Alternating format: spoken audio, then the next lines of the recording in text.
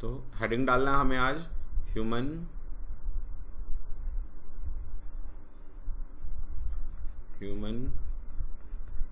Brain.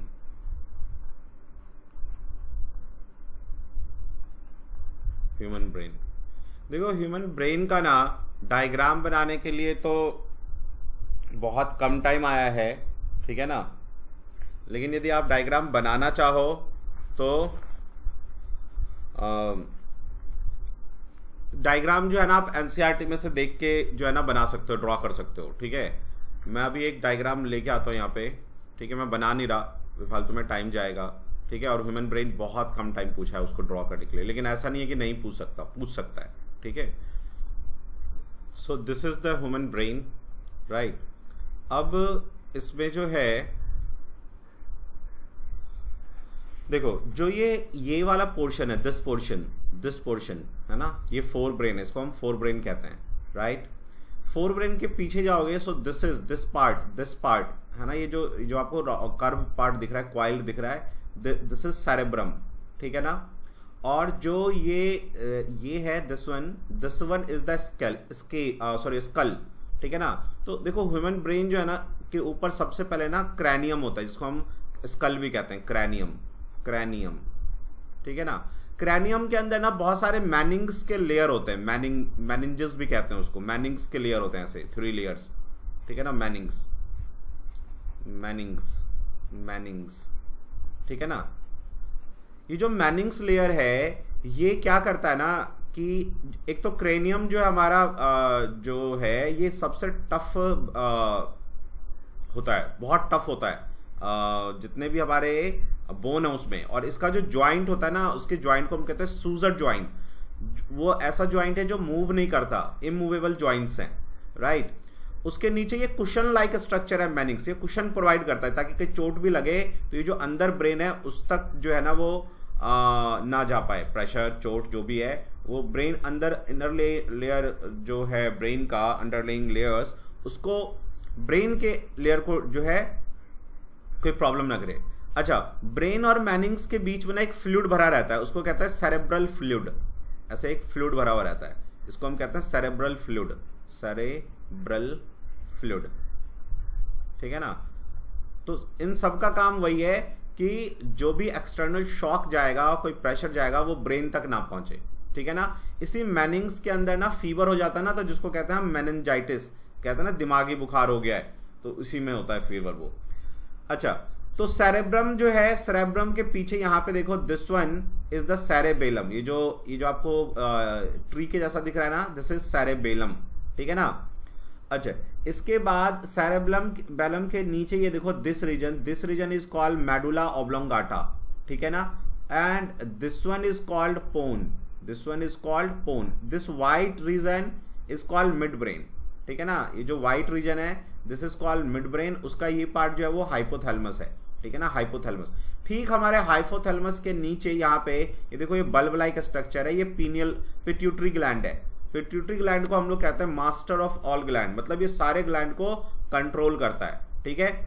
और ठीक medulla oblongata के पीछे से, मेडुला के पीछे से स्पाइनल कॉर्ड निकलता है और वो हमारे पूरे वर्टिब्रेट में जाता है, वो वर्टिब्रल कॉलम में जाता है, रीढ़ की हड्डी जिसे कहते हैं, ठीक है। और वहां से ऐसे स्पाइन्स निकलते हैं, वहां पे कॉर्ड होता है ना, उन कॉर्ड से, स्पाइनल कॉर्ड से ये स्पाइन्स निकलता है ऐसे, ठीक है ना, ऐसे स्पाइन्स निकलता है, ठीक है। So this is the human brain. अब इसी के पार्ट्स को ना हमें एक्सप्लेन करना है, ठीक है। आप ये वाला डायग्राम जो है ना बना लो, ये लिख लो, क्रैनियम, उसके बाद 3 लेयर मैनिंग्स का बना लो, cerebral fluid, and this is the brain. क्योंकि ब्रेन का प्रोटेक्शन पूछता है ना, तो हमें ये डायग्राम बनाना होता है, what are the different protection for the brain. बनाओ, इस ड्रॉ करो, और इसको आप एनसीईआरटी से देख के ड्रॉ कर लेना, ठीक है ना। थोड़ा टाइम लगेगा, 1-2 बार करोगे तो सीख जाओगे। तो ह्यूमन ब्रेन को हम यदि डिवाइड करें पार्ट्स में, तो इट हैज़ 3 पार्ट्स, राइट। यदि हम ह्यूमन ब्रेन को डिवाइड करें तो ये 3 पार्ट्स में आ जाएगा, first part, second part and third part. So first part is called, human brain का जो फर्स्ट पार्ट है उसे हम कहते हैं फोर ब्रेन, ठीक है ना। सेकंड पार्ट जो होता है उसको हम कहते हैं मिड ब्रेन, मिड ब्रेन। और जो थर्ड पार्ट है उसको हम कहते हैं हिंड ब्रेन, मीन्स पीछे का ब्रेन, हिंड ब्रेन। ठीक है। अब देखो जो फोर ब्रेन है, ठीक है, इसका क्या क्या पार्ट है। तो फोर ब्रेन का जो पार्ट है इसमें आ जाता है हमारा cerebrum, cerebrum BRUM, cerebrum first. इसका दूसरा पार्ट आता है उसको हम कहते हैं thalamus and hypothalamus, thalamus. And इसका थर्ड पार्ट है हाइपोथैलमस, हाइपोथैलमस। यहां पे देखो ये आपको दिख रहा है, ये ये हाइपोथैलमस दिखा रहा है यहाँ पे, और ये थैलमस होता है यहाँ पे कहीं पे, ठीक है ना। सॉरी, यहाँ पे कहीं पे थैलमस होता है और यहाँ पे कहीं पे हाइपोथैलमस होता है, इस पार्ट, इस जगह पे, ठीक है। थैलमस, हाइपोथैलमस, इन दोनों के बीच में ये वाला जो पार्ट होता है ना, ये ऊपर का, ये जो सेक्शन दिख रहा है, ऊपर का सेक्शन है ना, ये वाला, this one is the mid brain. Mid brain बहुत छोटा सा होता है, ठीक है ना। तो लेकिन मिड ब्रेन में जो है तो मिड ब्रेन में क्या जाएगा, तो देखो मिड ब्रेन में आपका जो पार्ट है this is between thalamus and hypothalamus, इसका कोई अलग से कोई एक्स्ट्रा पार्ट नहीं है। हिंड ब्रेन में आ जाता है आपका, हिंड ब्रेन में पोन्स, यहाँ देखो यहाँ पे this is the hind brain, ये हिंड ब्रेन का पार्ट है यहाँ से लेके, तो ये पोन्स आ गया आपका, मेडुला आ गया आपका, और सेरेबेलम आ गया, ठीक है ना। तो पोन्स सेकंड आ गया इसमें, सेरेबेलम,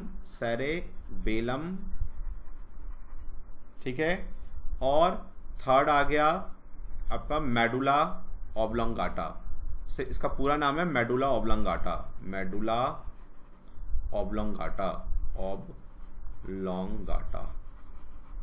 मेडुला ऑब्लोंगाटा, ठीक है। तो आप इसे नोट करो पहले। इसी में हमें सभी का ना फंक्शन पढ़ना है, एग्जाम में बस सबका फंक्शन पूछता है कि कहां से कौन सा वर्क कंट्रोल होता है। मिड ब्रेन का कोई भी पार्ट नहीं होता, ठीक है ना। मिड ब्रेन बस मिड ब्रेन होता है, इसमें कोई पार्ट नहीं होता, ये बस हाइपोथैलमस और थैलमस के बीच का रीजन होता है, ठीक है। ओके, तेजस कंप्लीटेड। चलो अब हमें इनका ना फंक्शंस लिखना है और वो इंपॉर्टेंट है, इस फंक्शन को थोड़ा आपको ब्रेन में बिठाना होगा, ठीक है ना। तो सबसे पहले हम लोग फोर ब्रेन में आ जाते हैं, फोर ब्रेन, ठीक है ना। देखो तो फोर ब्रेन में सबसे पहला हमारा पार्ट क्या था, सेरेब्रम,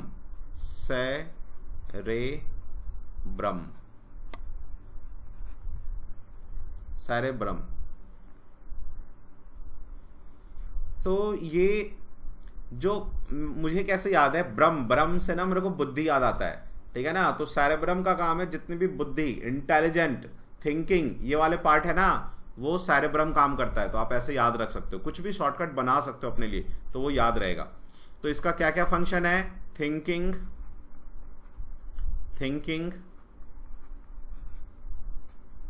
इंटेलिजेंसी,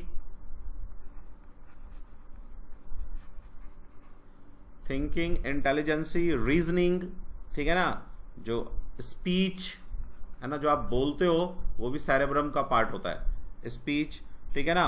रीजनिंग, किस चीज को रीजनिंग करना कि हाँ ये हो सकता है, नहीं हो सकता, है ना, हम लोग करते हैं ना ऐसे, रीजनिंग, जजमेंट जिसको कहते हैं करना, ठीक है। हियरिंग,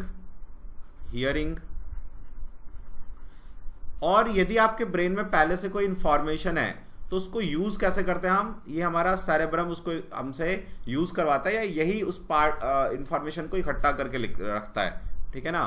तो usage of information, stored information, या यूसेज ऑफ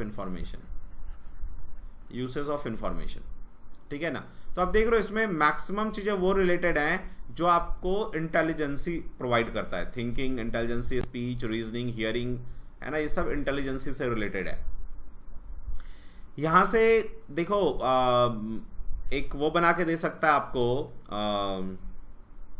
केस स्टडी कि एक पर्सन है, उसका क्या हुआ, एक्सीडेंट हो गया, उसके फोरब्रम सेरेब्रम में चोट आ गया, तो उसमें उसको कहाँ कहाँ प्रॉब्लम आएगी, वो बोल नहीं पाएगा ढंग से।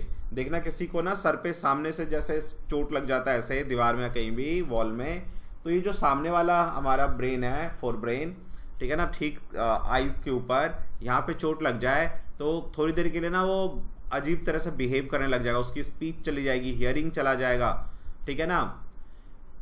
इसी सेरेब्रम का ना एक पार्ट होता है, देखो जो ब्रेन है ना, जो आपने ब्रेन ऐसे, यदि हम ब्रेन को ऐसे खोल दें ऐसे, है ना, जो ऐसे फोल्डेड था ना ऐसे ब्रेन, उसको मैंने ऐसे ओपन कर दिया ऐसे, देखो, तो ये जो है ना, ये है फोर ब्रेन, और ये दो पार्ट में ऐसे बटा हुआ रहता है, ठीक है ना, हाफ, दो सेरेब्रम के पार्ट में बटा रहता है ये, left cerebrum, right cerebrum, left cerebrum, ठीक है ना, and this is the mid brain. Mid brain क्या करता है, फोर ब्रेन को कनेक्ट करता है इस हिंड ब्रेन से। हिंड ब्रेन का ये वाला जो पार्ट है इसे हम कहते हैं थैलेमस।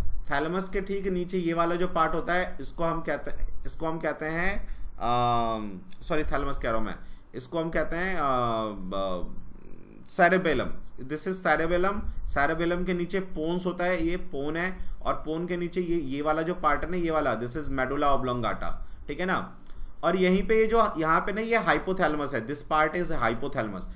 इसी हाइपोथैलेमस में नीचे ना यहाँ पे हमारा पिट्यूटरी ग्लैंड लगा रहता है, पिट्यूटरी ग्लैंड, ठीक है, ये एक ओपन पार्ट है। अच्छा, ब्रेन में यहाँ पे जो ये फोरब्रेन का ये वाला पार्ट है, यहाँ पे एक लोब होता है, इस लोब को हम कहते हैं, मतलब ये जो लोब है, इस लोब का नाम दिया हुआ है ऑल्फैक्टरी लोब, फैक्ट्री लोब, ठीक है ना। तो यही ना हमारे थर्ड ब्रेन, जैसे आपने सुना होगा ना, दो जो हमारा आई होता है ना, आईज, हमारे आईज के बीच में यहाँ पे ये लोकेटेड होता है कहीं। यदि यहाँ पे आपको चोट लग जाए ना, तो आपका जो है ना ऑल्फैक्शन चला जाएगा। ऑल्फैक्शन का मीनिंग होता है खुशबू, जो आप स्मेल को डिटेक्ट कर पाते हो वो ऑल्फैक्टरी लोब करवाता है। यही थर्ड आई का काम करता है, जो आपने सुना होगा थर्ड आई होता है शिव जी का या ऐसा कुछ भी, ठीक है ना। तो वो थर्ड आई एक्चुअल में वो सेंस को डिटेक्ट करना है, स्मेल को डिटेक्ट करना है, is consider as the third eye, ठीक है।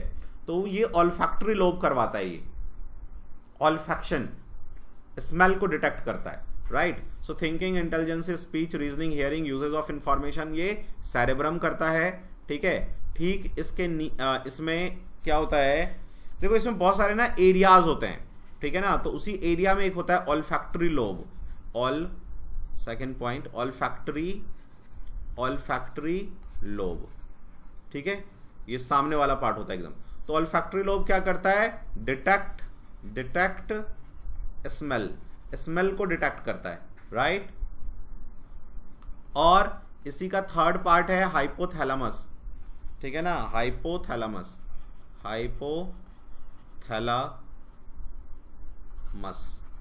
ठीक है।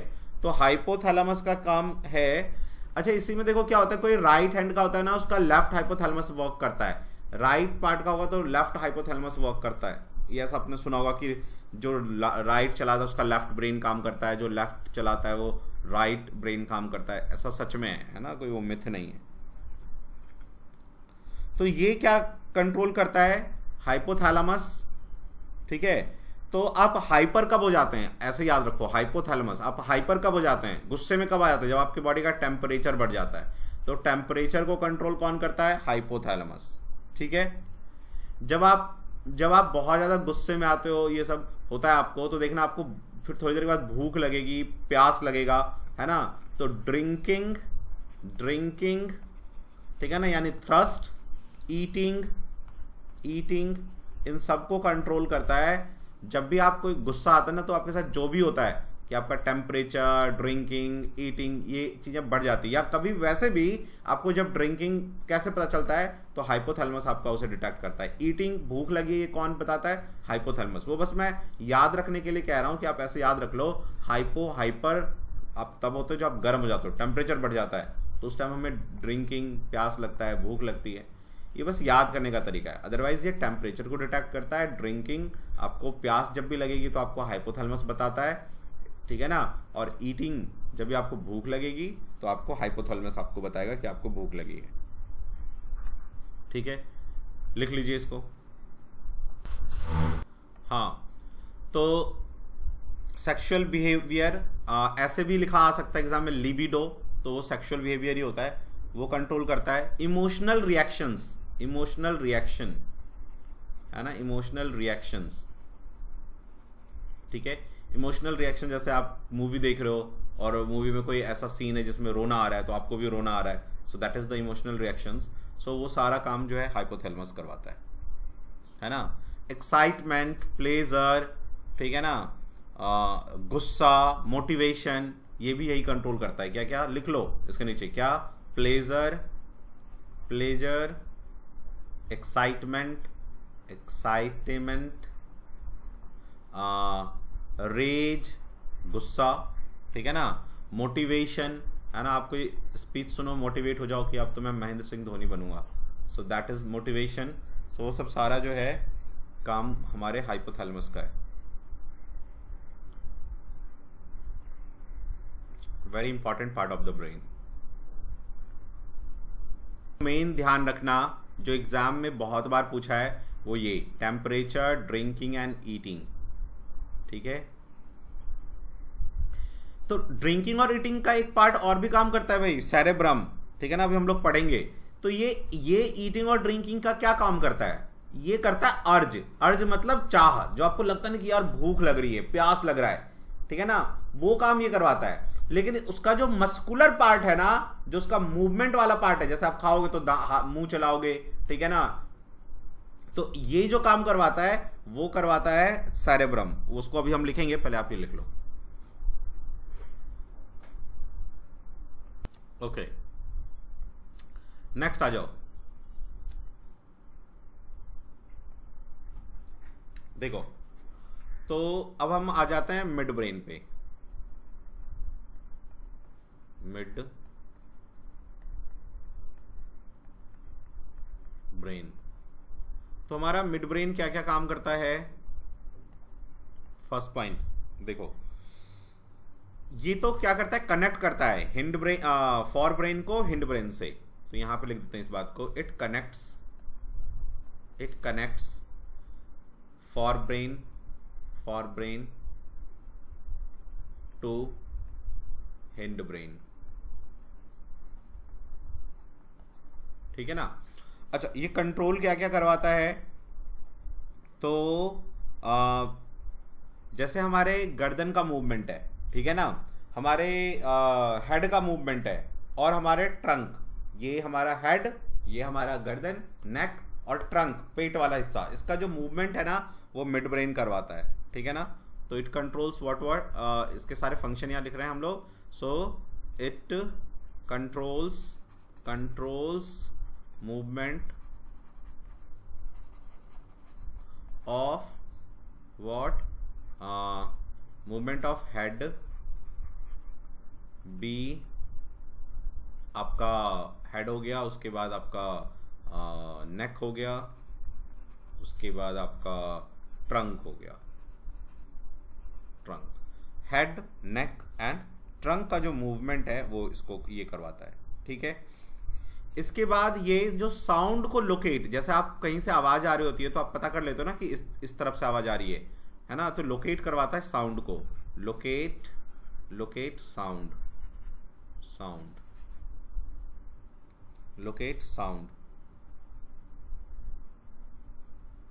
ठीक है।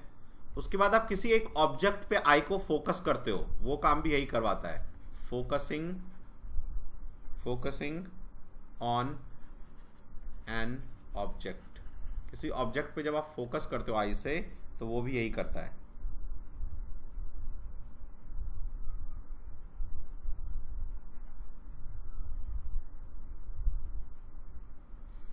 इसके बाद रिफ्लेक्स एक्शन ऑफ आई, वो भी यही कंट्रोल करता है, रिफ्लेक्स एक्शन ऑफ आई,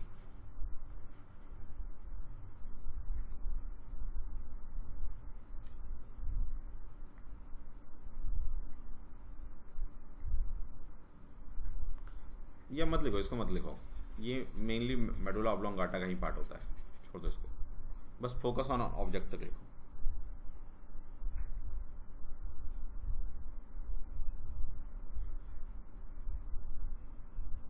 यदि ये आ जाए कि आई का मूवमेंट कौन का काम करता है, जैसे आई इधर होता है इधर जाता है, तो आई के मूवमेंट में लिख सकते हो, आई मूवमेंट।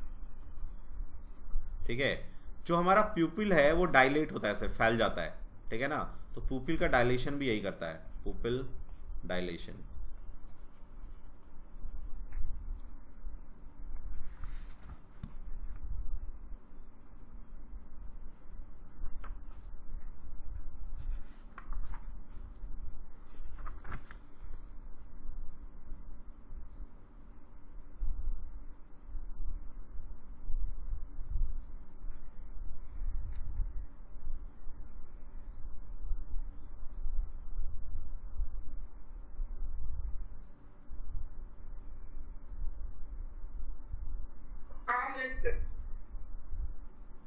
चलो अब हेडिंग दो हिंड ब्रेन। हिंड या हाइंड भी बोलते हैं, हाइंड ब्रेन, हाइंड ही बोलते हैं, हिंड नहीं बोलते हैं, हाइंड, हाइंड ब्रेन। तो हाइंड ब्रेन में आ जाता है, first is cerebellum, Belum, cerebellum, ठीक है ना। देखो सेरेब्रम कंट्रोल करता है हमारे ऑल वॉलंटरी एक्शन, वॉलंटरी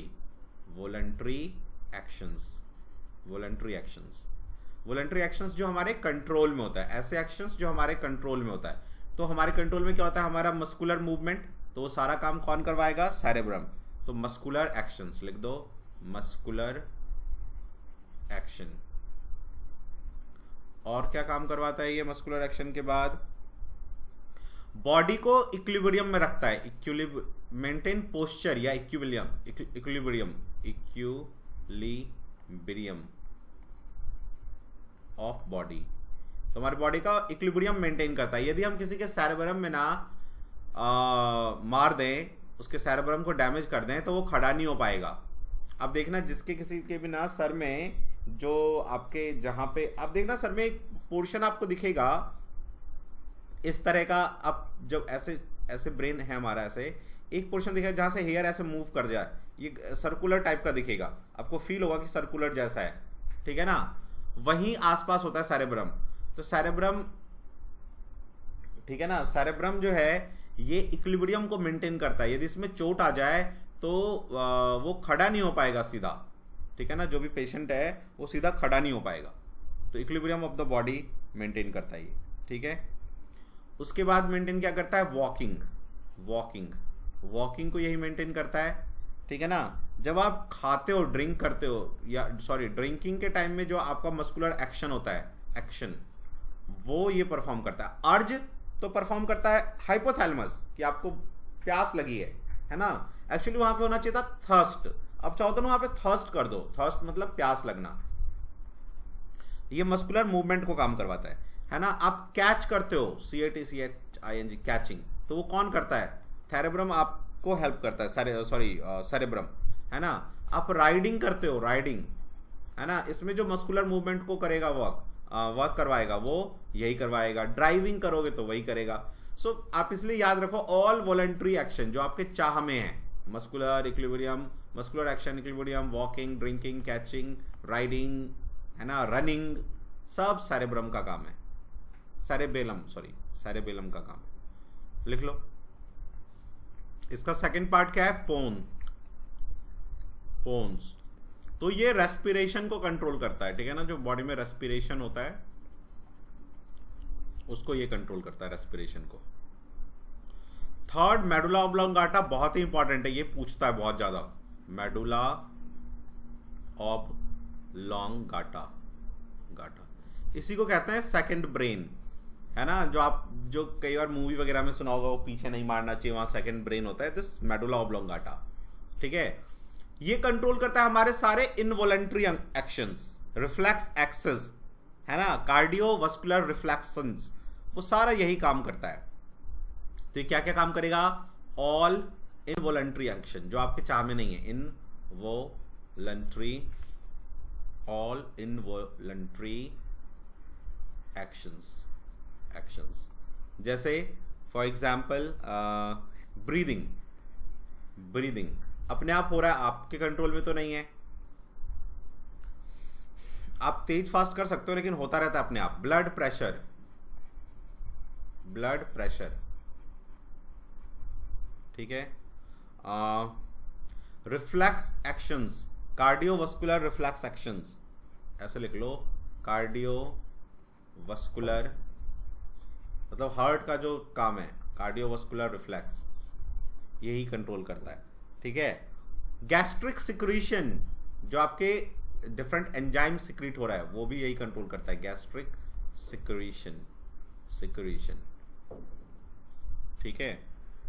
और मतलब सलाइवा निकलेगा, आपसे पूछ ले बाइल निकलता है, बाइल को कौन कंट्रोल करता है, हार्ट के बीटिंग को कौन कंट्रोल करता है, सारा कंट्रोल जो भी लगे आपके चाह में नहीं है, आपका बॉडी अपने आप कर रहा है, उसमें आपका कोई इन्वॉल्वमेंट नहीं है, वो सब मेडुला ऑब्लोंगाटा करवाता है।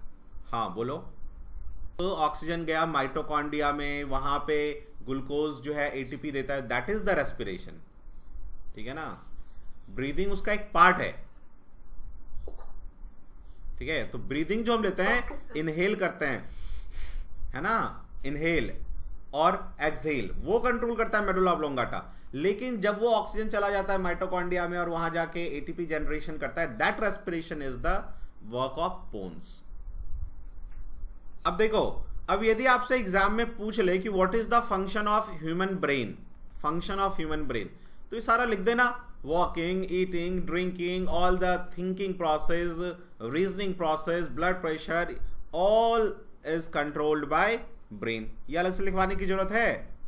रिफ्लेक्स एक्शन ये सब सारा कौन करवाता है? हमारा ब्रेन करवाता है, अलग से लिखने की जरूरत नहीं है फंक्शन, यही सारा आप लिख देना ब्रेन के फंक्शन में। ओके चलो अब आ जाओ आप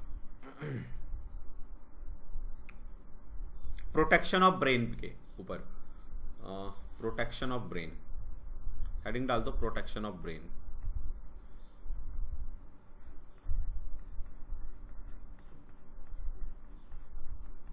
protection of brain,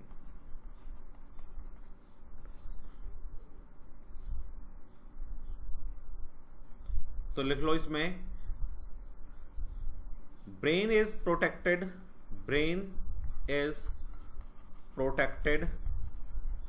bye cranium, skull जिसे कहते हैं, cranium, its joint doesn't move, इसके जॉइंट मूव नहीं करते, इमूवेबल होते हैं, suture joints. beneath skull there is cushion like structure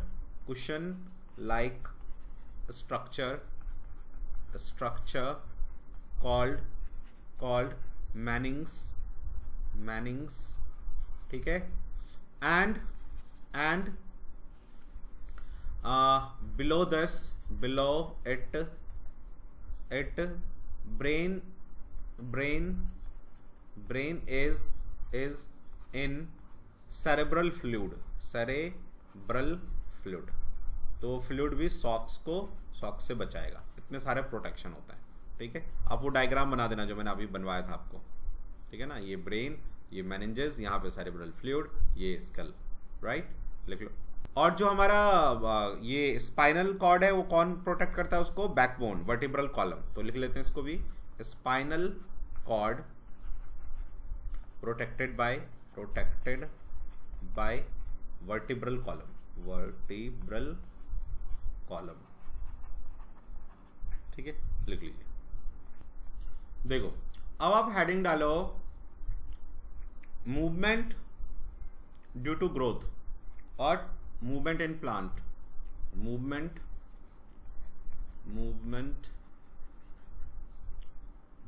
due to growth,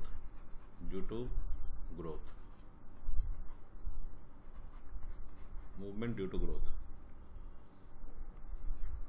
तो प्लांट में जो मूवमेंट होता है ना, due to its different senses, जैसे छुई मुई होता है, जिससे टच मी नॉट प्लांट कहते हैं, है ना, उसको तुम छुओगे ना तो वो सिकुड़ जाता है, देखा होगा आप लोगों ने, ठीक है ना।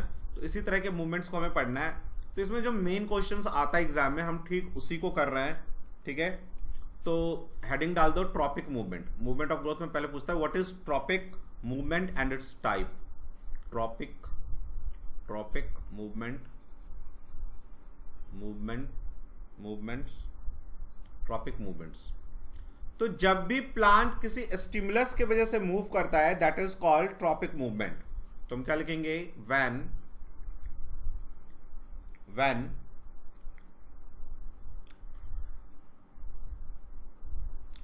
the stimulus has a when the stimulus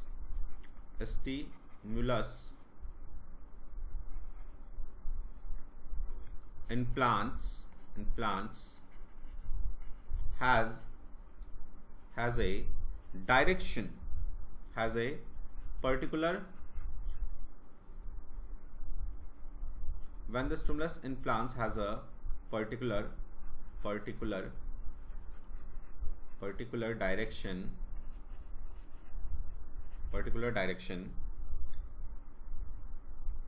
and movement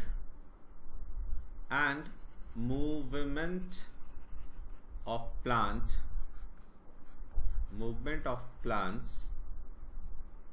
occur in that direction, occurs in that direction,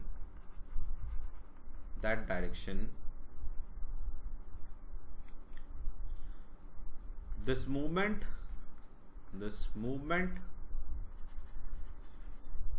is called tropic movement.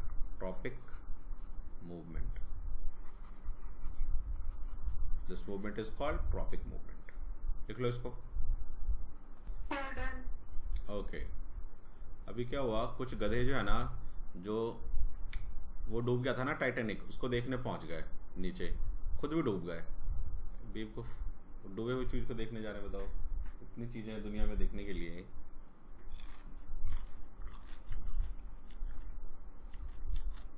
ऐसे ही सुपरमैन की मूवी देखी है तुम लोगों ने?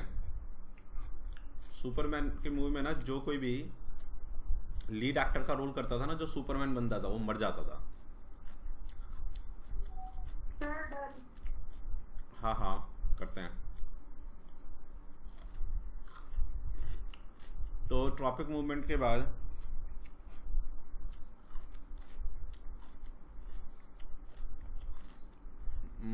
इसके टाइप, हेडिंग डालो टाइप्स।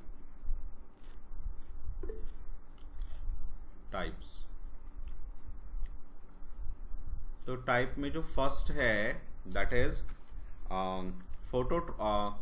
फोटोट्रॉपिक मूवमेंट, या फोटोट्रॉपिज्म भी बोलते हैं उसको, ठीक है ना।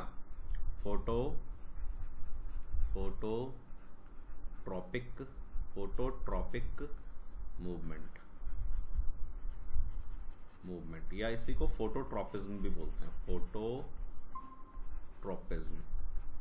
फोटोट्रॉपिज्म, ठीक है ना।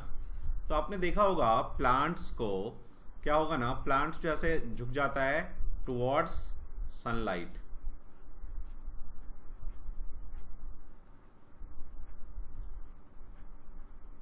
ठीक है ना। डायग्राम बना देना,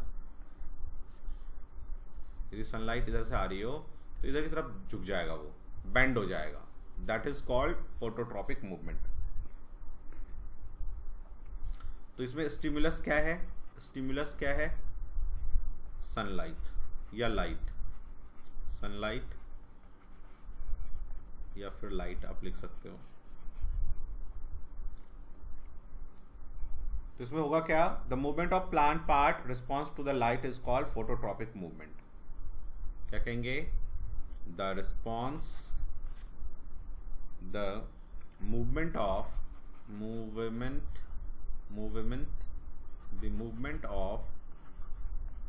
movement of plant parts towards the sunlight, towards the sunlight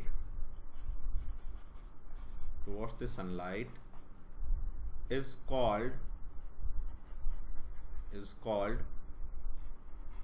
phototropic movement. Phototropic movement. This phenomena is called phototropism, है ना. इसको यहाँ लिख लो. This phenomenon is called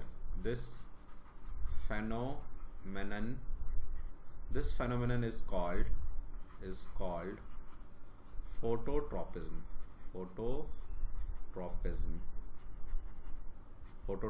इस फिनोमिना को हम फोटोट्रॉपिज्म बोलते हैं.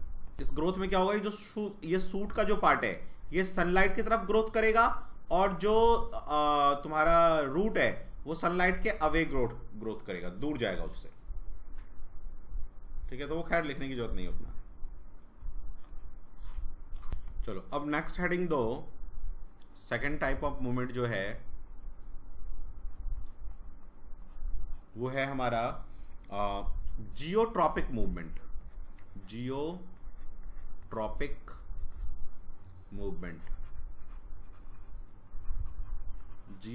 Movement, right.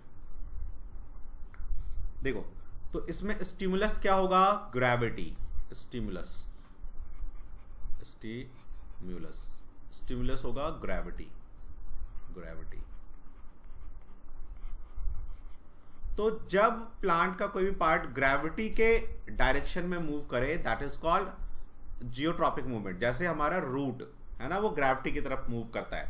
ऐसे आप देखोगे बहुत सारे प्लांट में क्या होता है, ऐसे एक प्रॉप रूट्स कहते हैं, वो ऐसे लटका हुआ रहता है ऐसे, है ना. जनरली बनियन ट्री में होता है ऐसे, है ना. That root moves towards the earth, है ना. So that is the geotropic movement. तो क्या लिखेंगे हम, the movement of plant parts, the movement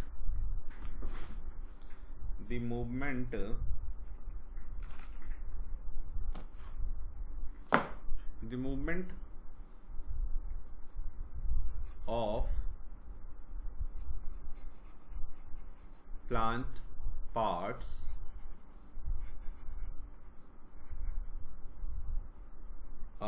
in response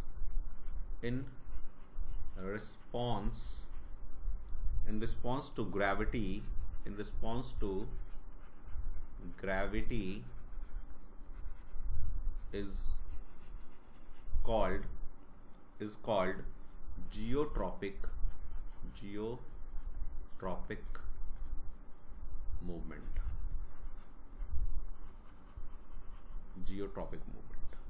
Right? And this phenomena is called geotropism. This phenomenon is called geotropism. This phenomena is called geotropism. ठीक है. Example, movement of roots.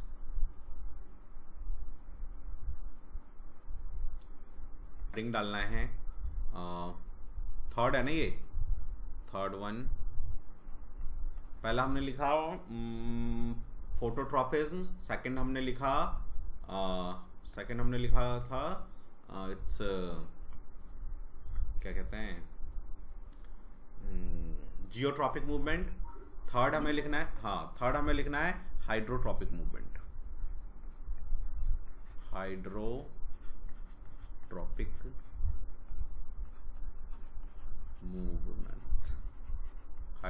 Movement. तो hydro से ही पता चल रहा है water, ठीक है ना. तो इसमें स्टिमुलस क्या है, स्टिमुलस इज वाटर. तो आप देखोगे प्लांट जो है ना वाटर की तरफ मूव करता है ना. So that is the hydrotropic movement. हम क्या लिखेंगे, it is the growth of the plant, it is the growth of the plant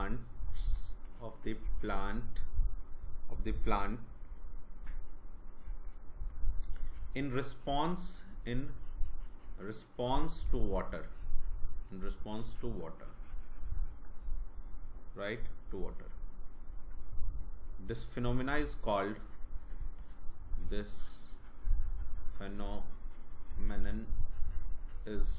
called hydrotropism. Hydrotropism है ना. प्लांट के जो जड़ रूट्स है ना वो मूव करने लग जाएगा वाटर की तरफ, या फिर प्लांट का सूट पार्ट्स भी, बहुत से प्लांट है ना उनके सूट पार्ट्स भी वाटर की तरफ मूव करने लग जाते हैं. ठीक है ना. That is the hydrotropism. Note करो. अब लिखो आप हेडिंग दो, fourth and last, chemotropic movement.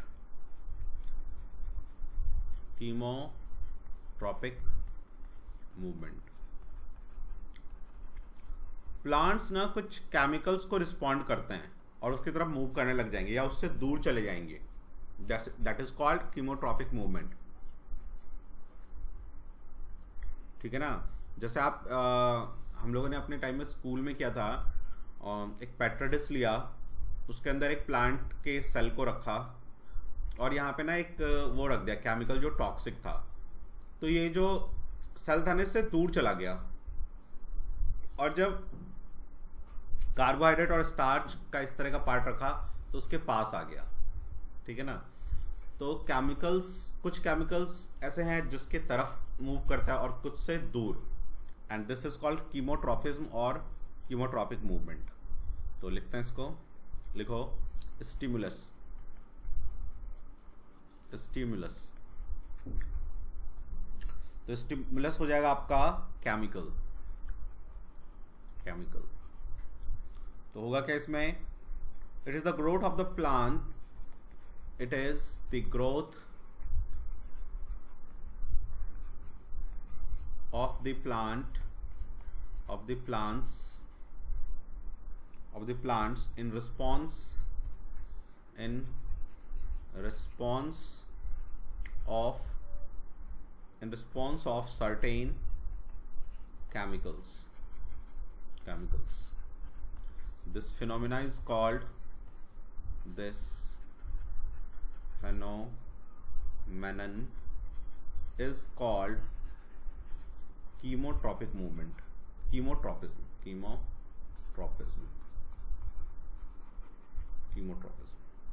ठीक है. जैसे यदि आप इसका एग्जाम्पल लिखना चाहो तो अभी हम फ्लावर्स जब हम करेंगे ना तो देखेंगे जो स्टिग्मा होता है ना, स्टिग्मा उसके नीचे ऐसे ओवरी होता है. ठीक है ना. तो पॉलन ग्रेन जब आएगा ना तो ये केमिकल को रिलीज करेगा और यहाँ एक पॉलन ट्यूब बनने लग जाता है. ठीक है ना. So that is the example of chemotropism. तो आप लिख सकते हो इसमें growth of pollen tube. Growth of pollen tube. Growth of pollen tube. हाँ लिख लो. अब एडिंग डालो plant hormones. Plant hormones. Plant hormones. नाम ही है हार्मोन. हार्मोन कॉजेस हार्मनी, मतलब प्लांट को उसके कंट्रोल एंड कोऑर्डिनेशन को बनाए रखेगा. तो एग्जाम में क्वेश्चन आता है what are the plant hormones and what is plant hormone and what are the important plant hormone and its function. ये लिखने को आता है. 5 नंबर के क्वेश्चन में आ जाता है. ठीक है. कभी कभार 3 नंबर्स में पूछ लेता है. ठीक है. तो हम क्या लिखेंगे? The chemical substance. Plant hormone के बारे में लिखेंगे पहले. The chemical substance. The chemical substance. The chemical substances. The chemical substances that are produced, which are produced in plants naturally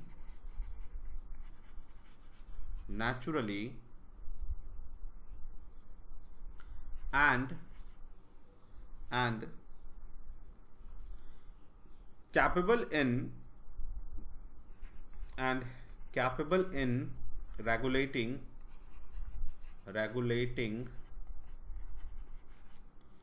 their important processes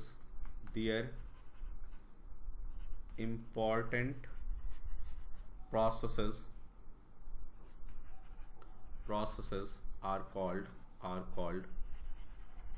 hormones. ठीक है,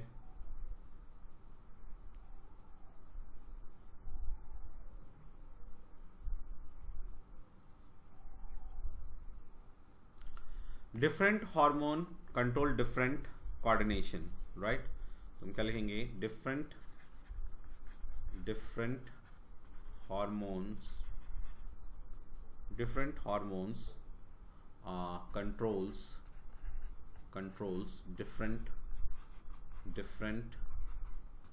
controls and coordination,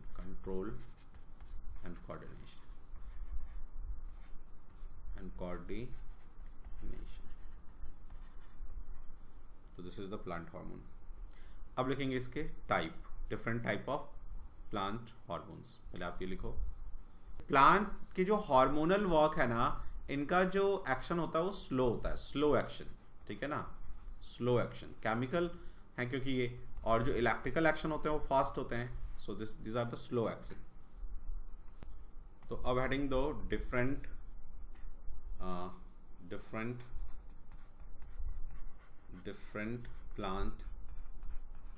plant hormones. Different plant hormones क्या होता है, ठीक है। तो सबसे first है हमारा ऑक्सिन,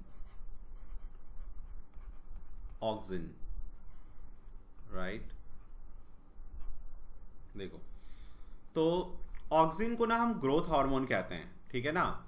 जनरली ये क्या होता है कि जो प्लांट का ग्रोइंग पार्ट होता है, जैसे फॉर एग्जांपल एक यदि हम प्लांट बनाए ऐसे और रूट, तो ये जो अपेक्स होता है ना प्लांट का, वहां पे होगा, जो मतलब टिप्स पे, जहां भी टिप होगा तो अपेक्स के टिप पे होगा, जो रूट है उनके टिप पे होगा, और ये हेल्प करता है इलॉन्गेशन में, प्लांट के हाइट के मूवमेंट में, इन सब में हेल्प करता है ऑक्सिन, ठीक है ना। So it is called growth hormone, okay. तो हम क्या लिखेंगे, फर्स्ट पॉइंट,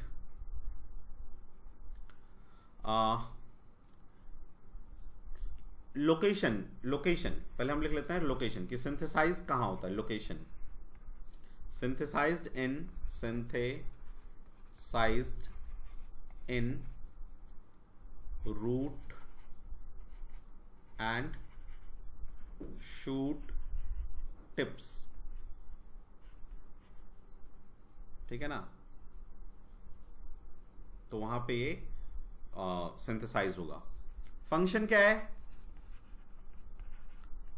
तो फंक्शन है इसका ग्रोथ। तो ग्रोथ में क्या कराएगा, it causes elongation,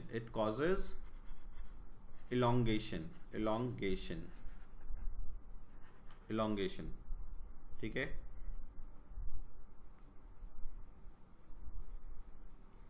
it causes elongation, लिख लो ऑक्सिन का काम। इसके बाद दूसरा लिखो, सेकंड जिबरलिंस,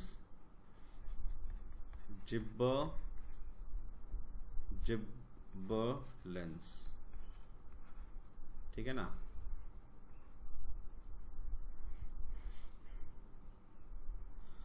तो ये क्या करता है, it causes growth of stem, it causes growth of stem and flower,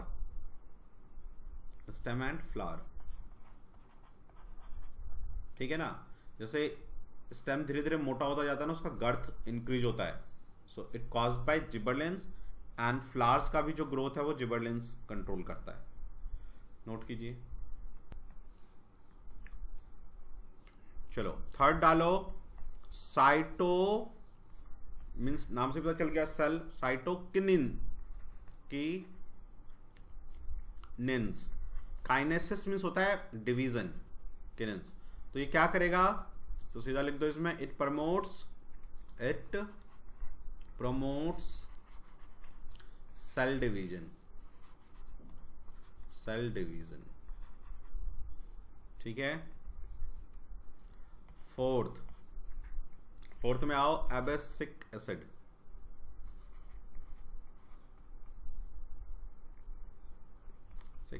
abscisic acid, ये ना एक इनहिबिटर है। इनहिबिटर मतलब ग्रोथ को रोकता है, ठीक है ना। तो क्या कहेंगे, it is a growth inhibitor, right. तो क्या करेगा, इट इज जहां भी कहीं ग्रोथ होगा, सेल डिवीजन होगा, उसको ये रोक देगा, ठीक है। और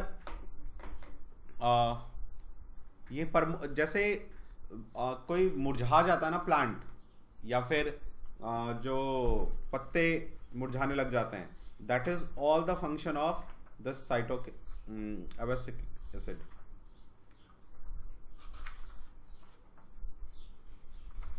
लिख लो। तो अब हमारा नेक्स्ट लिखो इसमें, फिफ्थ, इथाइलिन। बहुत ही इंपॉर्टेंट है, बहुत बार एग्जाम में पूछा हुआ। इथाइलिन, जो फ्रूट राइपन होता है, फ्रूट पकने का जो काम होता है ना, वो सारा काम जो है ना वो इथाइलिन का है, ठीक है। तो ये क्या करता है, कॉजेज राइपनिंग ऑफ फ्रूट्स, है ना। तो राइपनिंग करता क्या है, ये रेट ऑफ रेस्पिरेशन को इंक्रीज कर देता है, इंक्रीजेज रेट ऑफ रेस्पिरेशन,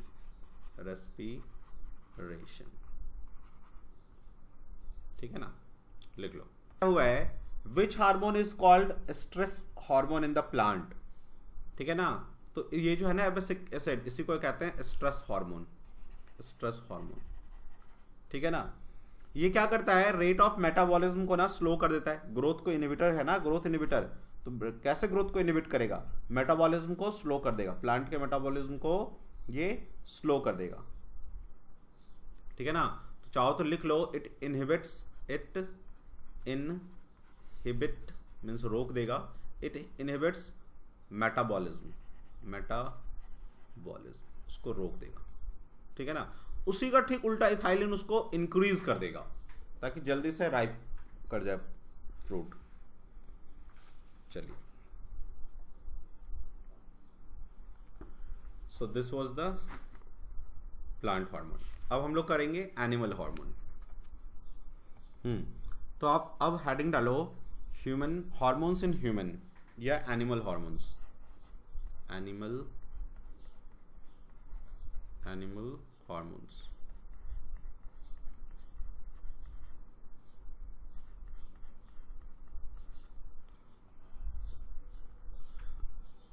देखो, तो एनिमल हार्मोन में जो ह्यूमन है, ठीक है, तो हमारा पिट्यूटरी ग्लैंड होता है हाइपोथैलेमस के नीचे। मैंने जब अभी बनाया था फोटो ब्रेन का, तो मैंने ऐसे देखो आपको बताया था कि एक बल्ब लाइक स्ट्रक्चर होता है, ठीक है। ठीक हमारे माउथ का जो बक्कल कैविटी का जो अपर सेक्शन है ना, ठीक उसके ऊपर होता है, ठीक है।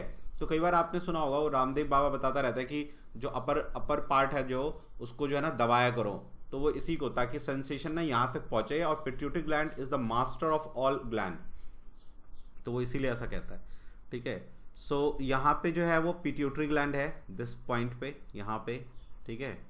यहीं पे एक ग्लैंड है, उसको हम कहते हैं पीनियल ग्लैंड। अभी देखेंगे हम ये क्या काम करता है, पिट्यूटरी का क्या काम करता है, ठीक है। जो हमारा लैरिंग्स है, वहां पे थायराइड ग्लैंड है, ठीक है ना। उसके नीचे होता है पैराथोराइड ग्लैंड, ठीक है। और जहां से आपका स्टर्नम स्टार्ट होता है, जैसे ये आपका लंग्स है, ठीक है ना। लंग्स के बीच में यहाँ पे एक हड्डी सी है, एक बोन है, ठीक है ना। और यहाँ पे जो है देखोगे, यहाँ पे वो थोड़ा सर्कुलर सा होगा, राउंड सा, यदि आप टच करोगे अपने रिब्स को तो वहाँ पे दिखेगा। सो दिस इज द स्टर्नम, और यहीं पे ग्लैंड होता है इसके अपर सेक्शन में, that is called thymus, right. उसके बाद जहाँ पे इंटेस्टाइन होता है हमारा, तो हमने पैनक्रियाज तो पहले से ही डाइजेशन में पढ़ा है, पैनक्रियाज, ठीक है, ये यहाँ पे दिखा रखा है, लेकिन यहाँ पे पैनक्रियाज, चलो मान लो एग्जाम में क्या होता है ना, ये ड्रॉ करने के लिए नहीं आता है, ये क्या करेगा ना, ड्रॉ किया हुआ दे देगा, और जहाँ पैनक्रियाज है वहाँ ए लिख देगा, यहाँ बी लिख देगा, ठीक है। तो पैनक्रियाज एक्चुअल में यहाँ दिखाना चाहिए था उनको, यहाँ पे कहीं पे, तो यहाँ पे दिखा रहे हैं, ठीक है। तो जब भी आपको येलो लीफ लाइक स्ट्रक्चर मिले ना, तो आप समझ जाना वो पैनक्रिया है। और लीवर के ऊपर, सॉरी लीवर कहते हैं, किडनी के ऊपर, जैसे दो हमारे किडनी ऐसे, ठीक है ना, एक किडनी इधर एक किडनी इधर, किडनी के ऊपर जो है ना एड्रीनलिन ग्लैंड होता है, एड्रीनल ग्लैंड भी कहते हैं, एड्रीनल ग्लैंड, ठीक है। फिर टेस्टस, जो कि रिप्रोडक्टिव हार्मोन प्रोड्यूस करता है, टेस्टस। इसके बाद फीमेल में हाइपोथैलेमस, पीनियल, पिट्यूटरी सब सेम रहेगा, थायराइड ग्लैंड सेम रहेगा, थाइमस सेम रहेगा, ठीक है। पैनक्रियाज का लोकेशन सेम रहेगा, एड्रिनल का लोकेशन सेम रहेगा। बस फीमेल्स में क्या होता है, एक रिप्रोडक्टिव हार्मोन रिलीज करता है, ओवरी, ठीक है, बस ये डिफरेंस है। तो इसका डायग्राम बनाने के लिए नहीं आएगा, बना आएगा, और आपको वो लोकेट दे देगा पुश पॉइंट, और उसको बोलेगा कि बताओ ये कहाँ, यहाँ से क्या हार्मोन प्रोड्यूस होता है, ठीक है ना, या वो कौन सा ग्लैंड है। या फिर जनरली आपसे डिफरेंट हार्मोन्स का जो है वो क्या करता है, फंक्शन पूछ लेता है, ठीक है। तो हम लोग लिख लेते हैं यहाँ पे, हार्मोन्स आर द, यदि पूछे what are the animal hormones, तो आप लिखोगे hormones are the chemical substances, hormones are the chemical substances, 2 minute, हाँ, तो hormones are the chemical substances, right, that performs control and coordination,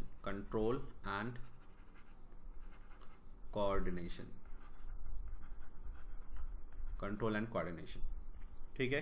next point लिखो, they are secreted by endocrine gland. देखो दो gland होता है हमारे body में, एक होता है एंडोक्राइन, एक होता है एक्सोक्राइन, ठीक है ना।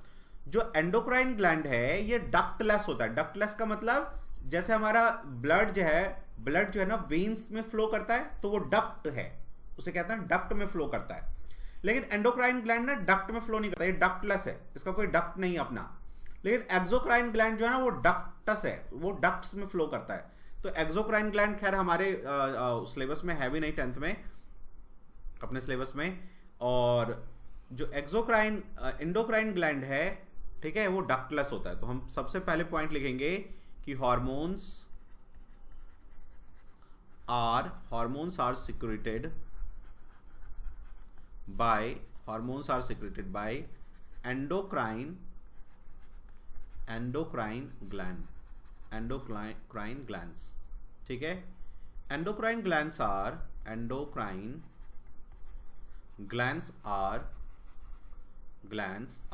डक्टलेस, ठीक है, नोट कर लीजिए। एक पॉइंट इसमें और लिख लो, क्या, they are directly, endocrine gland are ductless, तो ये फ्लो किस में करता है, तो हम क्या लिखेंगे, हार्मोन्स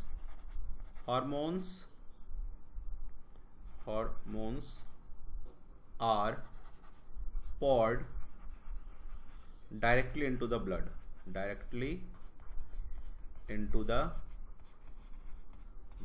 ब्लड में डायरेक्टली मिल जाता है, ठीक है ना, इनका अपना कोई डक्ट नहीं होता। चलो, तो ये सारा करने के बाद हम अब लोग डिफरेंट हार्मोन्स के बारे में लिखेंगे, ओके। तो जो सबसे फर्स्ट हार्मोन है वो आप लिखो adrenaline,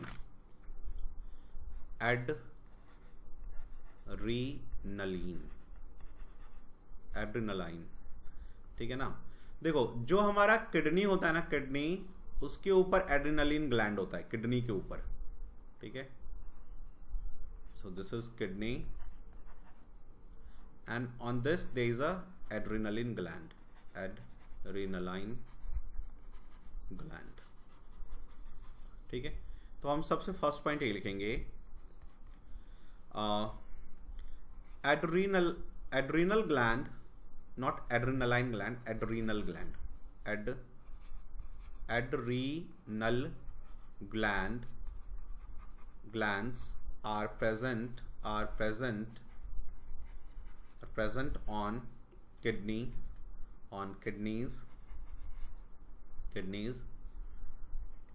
It secretes adrenaline hormone,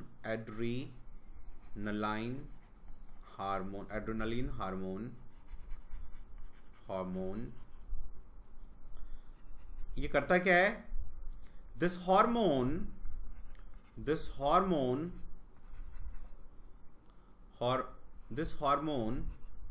increases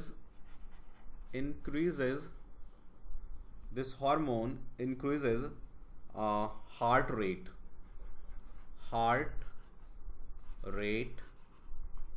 respiration, blood pressure। क्यों कर देता है? so that body can survive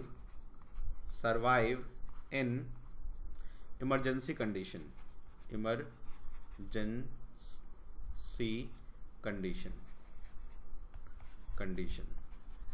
ठीक है ना? so that's why it is called, this is also called fight and flight hormone. या तो आप फाइट करने में आपकी हेल्प करेगा, फाइट, या वहां से भागने में, fight and flight hormone.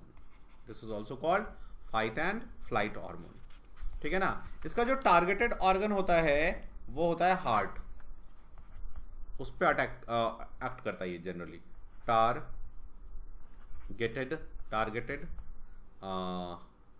Targeted organ क्या है? Heart tissue. देखो, जब भी हम किसी इमरजेंसी कंडीशन में होते हैं, जैसे हम लोग नहीं दौड़ सकते, लेकिन मान लो ज़्यादा अभी, लेकिन हमारे पीछे जो है ना एक सपोज करो लायन पड़ जाए, टाइगर पड़ जाए, तो तेज से भागेंगे, है ना? तो उस टाइम क्या करता है, एड्रेनलिन जो है, एड्रेनल ग्लैंड एड्रेनलिन को रिलीज करवाता है और वो हमारे ब्लड प्रेशर को इंक्रीज करता है, सो दैट कि आपके बॉडी में ज़्यादा से ज़्यादा जो है ना ऑक्सीजन जाए, रेस्पिरेशन हो, और आपका जो इमरजेंसी कंडीशन है उसके साथ आप डील कर पाओ। राइट? लिख लो heading 2, second, thyroxine.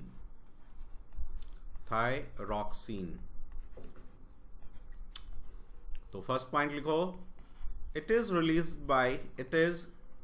secreted by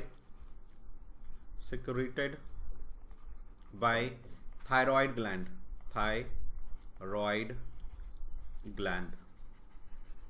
ठीक है? सेकंड पॉइंट, ये करता क्या है? तो ये रेगुलेट करता है कार्बोहाइड्रेट, प्रोटीन एंड फैट के मेटाबॉलिज्म को। क्या लिखेंगे? It regulates carbohydrate, it regulates carbohydrate, fat and protein metabolism। देखना, जो पेशेंट जो है ना, जिनमें ग्लूकोज लेवल बढ़ जाता है, डायबिटीज जिनको हो जाता है, तो कार्बोहाइड्रेट बढ़ जाता है उनके ब्लड में, फैट भी उनका इंक्रीज होने लग जाएगा। ठीक है? तो इनमें जो है ना थायराइड ग्लैंड को ना ओवरवर्क करना पड़ता है। ठीक है ना?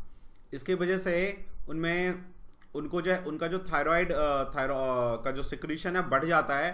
ठीक है ना? और उसी को हम कहते हैं कि कहते हैं थायराइड हो गया है। ठीक है ना?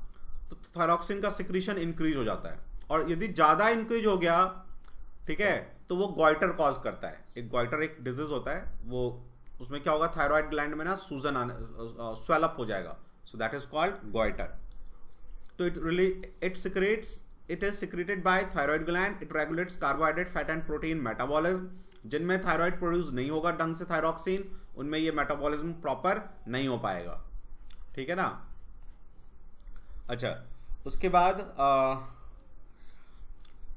थायरॉक्सिन को प्रोड्यूस करने के लिए ना आयोडीन की बहुत जरूरत है, तो हम क्या लिखेंगे, iodine is essential for synthesis of thyroxine hormone, thyroxine hormone। इसलिए हमें कहा जाता है कि आयोडाइज्ड सॉल्ट खाओ, ठीक है ना। यदि थायरॉक्सिन की डेफिशिएंसी हो गई तो हमारा ग्लैंड क्या करेगा, थायराइड ग्लैंड किसको ज्यादा प्रोड्यूस करने की कोशिश करेगा, और उसी में उसमें सूजन आ जाएगा, स्वेलअप हो जाएगा, और उसे कहते हैं ग्वाइटर। तो हम क्या लिखेंगे, डेफिशिएंसी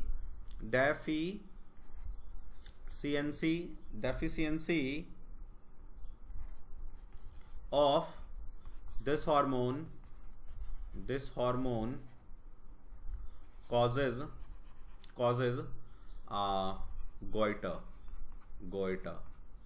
गोइटर। आपने देखा होगा गले में, नेक में, रीजन में सूजन होता रहता है, फूला हुआ रहता है, so that is the goitre, ठीक है।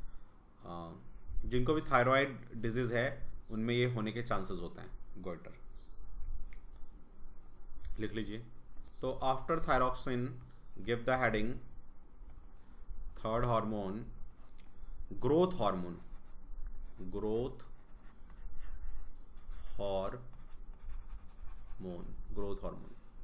राइट। तो इट इज सिक्रेटेड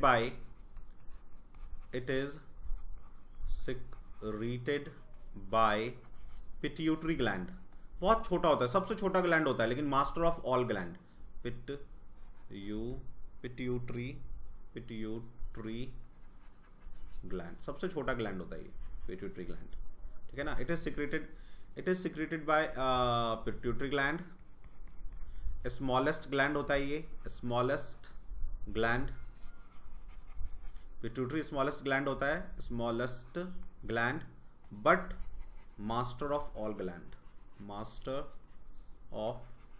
ग्लैंड्स, ठीक है ना। यदि ज्यादा ग्रोथ हार्मोन रिलीज हो जाएगा तो एक डिजीज है, उसको कहते हैं जिग्नेटिज्म, वो हो जाएगा खली जैसा, ठीक है ना। तो हम क्या लिखेंगे, over secretion of growth hormones causes जिग्नेटिज्म, ठीक है। और फोर्थ लिखो, हाइपोसिक्रीशन, मतलब कम होगा तो हाइपोसिक्रीशन। ओवर सिक्रीशन को हाइपर सिक्रीशन भी कहते हैं, हाइपोसिक्रीशन यानी कम यदि सिक्रीट करेगा तो hyposecretion of growth hormones causes dwarfism,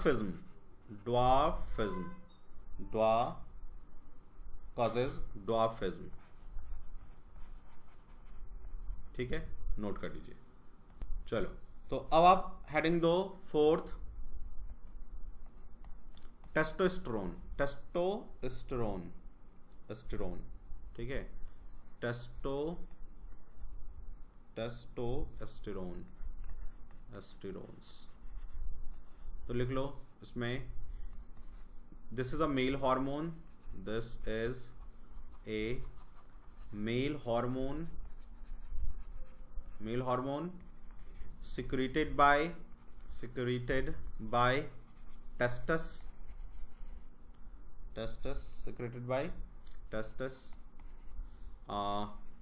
cause क्या क्या करता है ये, कॉजेज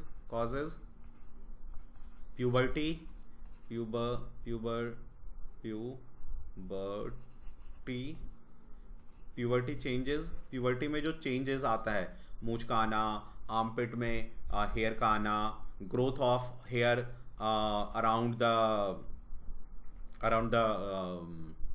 क्या कहेंगे उसे हम,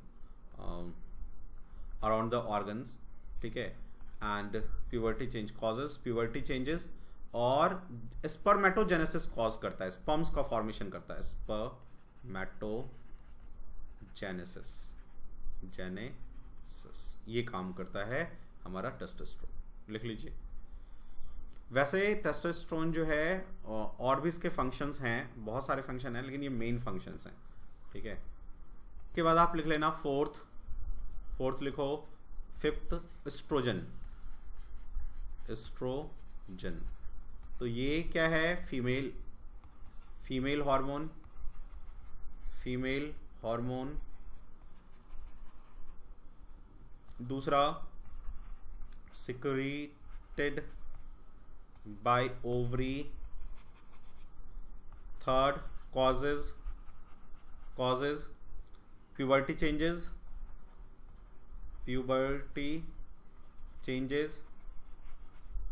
ठीक है। और क्या करता है, ovulation causes puberty changes, ovulation, ठीक है ना, ये काम करता है। देखिए नेक्स्ट फिर इसके बाद आप हेडिंग दो इंसुलिन, ठीक है ना। तो इंसुलिन जो है ना, it is secreted by pancreas, it is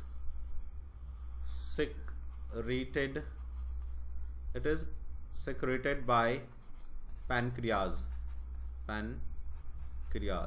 ठीक है।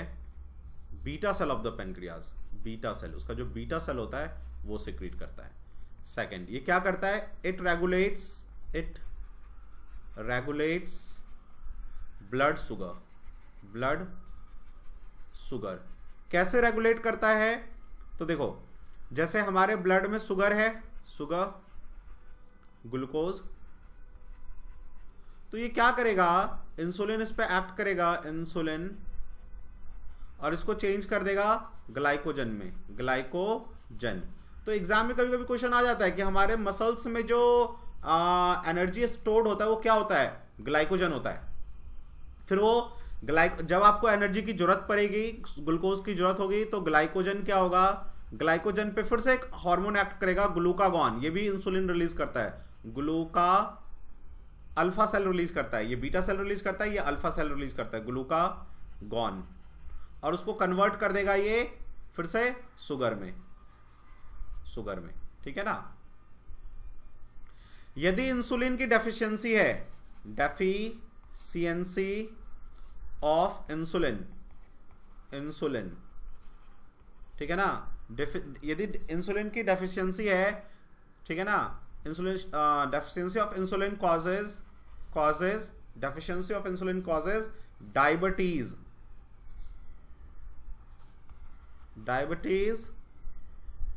mellitus, राइट, लिख लीजिए। फीडबैक मैकेनिज्म है, वो कभी कभी आ जाता है एग्जाम में, explain the feedback mechanism of hormone, तो वो हम लोग कर लेते हैं और फिर ये खत्म हो जाएगा चैप्टर। तो हेडिंग दो, फीडबैक